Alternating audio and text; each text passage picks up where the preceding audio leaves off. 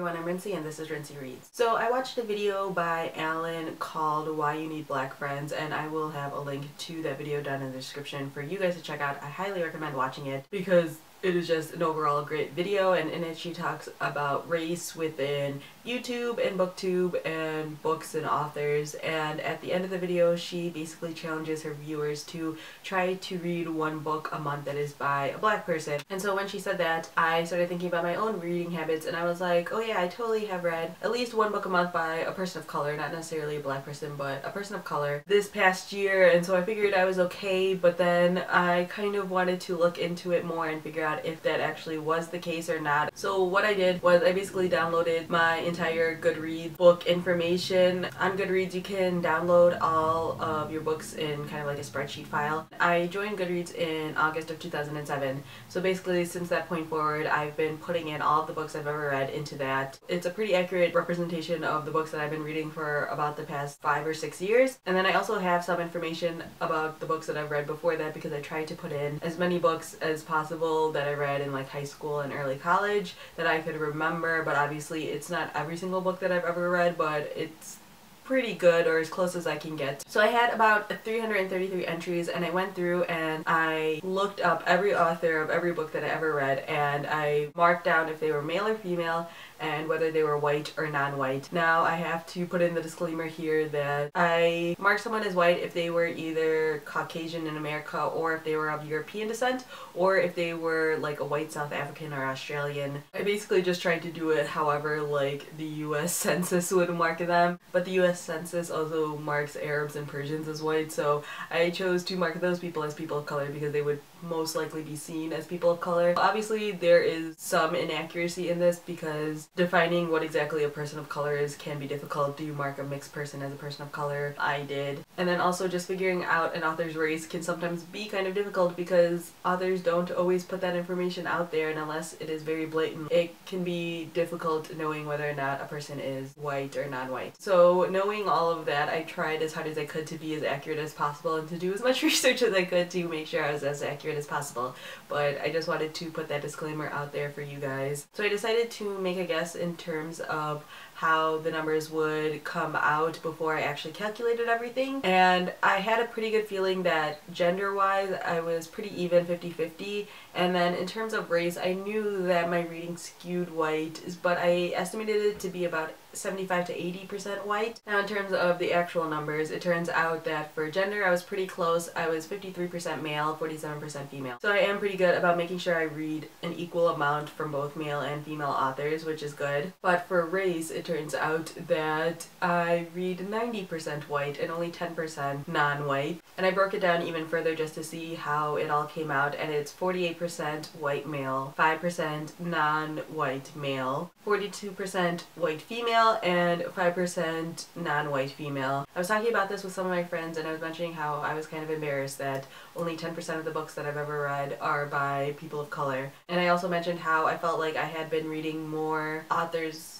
who are persons of color recently, and so one of my friends mentioned that, oh, maybe you should put in your unread books because you probably own a lot of books that you've recently discovered that are from authors who are people of color, and it might change your statistics. I did all of that, but unfortunately the numbers didn't really change super significantly. And then I did look at my 2013 books specifically just to see if I was crazy about thinking that I read more people of color, and I have been better this year. In terms of gender, it actually went 40-60 female, which was kind of surprising, and the race was a little bit better with 80% white, 12% non-white, but again, it's still not anything that great. So then after I saw my own reading biases broken down for me in very clear statistics, I decided to start thinking about how I choose what books to read and what books to buy. I started to just really think about, okay, where do I go when I want to find out about books, and how do I know what books are out and which books are good and things like that. So the first thing that I thought of is just major publications like the New York Times, the LA Book Review, all of those major publications that I check out and I look up their book reviews and things like that. Now there is this website called, I think it's pronounced Vida, it's VIDA, and it has done a survey in 2011, 2012, where it looks through major publications, book reviews, and it shows a graph of whether or not there's equal representation between genders, and it shows that there isn't. I'll have a link to the 2012 one down in the description below, but it shows that there clearly is not a strong female presence within the major publication. But since I don't have a problem with gender, I didn't find that to be very helpful. There's one that was done in 2011 by Rumpus that looked at race representation within the major publishing world. I couldn't find a 2012 one, but that one clearly shows that it's about 90-10 in terms of race, which felt a little bit closer to my own statistics. And then I looked at the booktubers that I watch. I did as close as I could of a gender race breakdown of booktubers, and the majority is white females, but I think that has more to do with the general YouTube community. That's a whole nother complicated issue, and just because someone is a white female doesn't mean they're necessarily going to recommend only white female books. So there's all of that, so I didn't find that to be really super accurate. So I started thinking about it, and I thought about how before I joined BookTube, 90% of the time when I was buying a new book, it's because I walked into a bookstore and it looked interesting to me. So what I decided to do is I went to the Barnes & Noble near my work and I took pictures of the tables and the areas that I usually frequent when I go to Barnes & Noble. Now, again, this is just one Barnes & Noble, although it's a Barnes & Noble that I go to relatively often. This isn't accurate of like every bookstore, even every Barnes & Noble. Like, I'm sure they change the displays on a regular basis, and it just depends on what's selling well and trends in publishing and what area you're living in, blah blah blah blah blah. But this is just based on my experiences, and the demographics, when I break it down into specifics, fits almost exactly to my own reading habits. And so I've noticed that basically the majority of the time when I'm picking up books, it has to do with just whatever's on sale at the booksellers. Now, I do want to mention the fact that I don't blame Barnes & Noble or booksellers for what's happening, because this whole idea of race and gender within the publishing community and within media in general is all very, very complicated, and there are a lot of factors that come into it. It is way too complicated to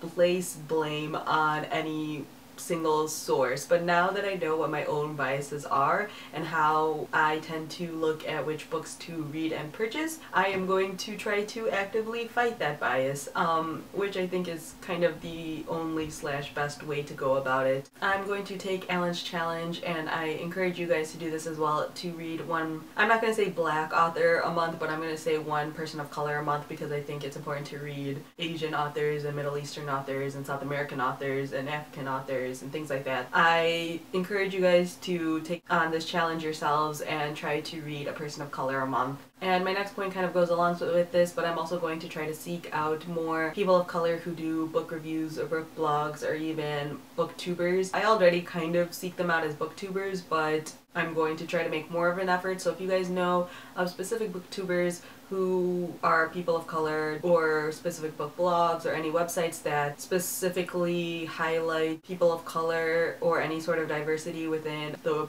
book world, definitely leave that down in the comments below, because I'm looking for it. Also, if you could leave recommendations of some of your favorite authors who are people of color, especially if you think they're slightly underrated. Like, we all know Toni Morrison, and we all know Zadie Smith, or at least I know of Zadie Smith and things like that. But if you know of any who you've really enjoyed, who you think could use more attention, definitely leave a comment down below. Also, if you guys are interested, I'm thinking of doing my own sort of like a recommendations video, like maybe this Friday, my Friday favorites will be my favorite people of color authors, because I think it needs to be out there more. But I think the biggest thing that I could say to you guys is, 1, take on this challenge of reading one person of color a month. 2, maybe watch some book reviews of books that you haven't heard of before, or are by authors who you can clearly tell are people of color. I know that's kind of hard to say based on a name, but sometimes you can tell that a person is not white, and so I highly recommend maybe just watching some book reviews and maybe discovering some new books that you hadn't heard of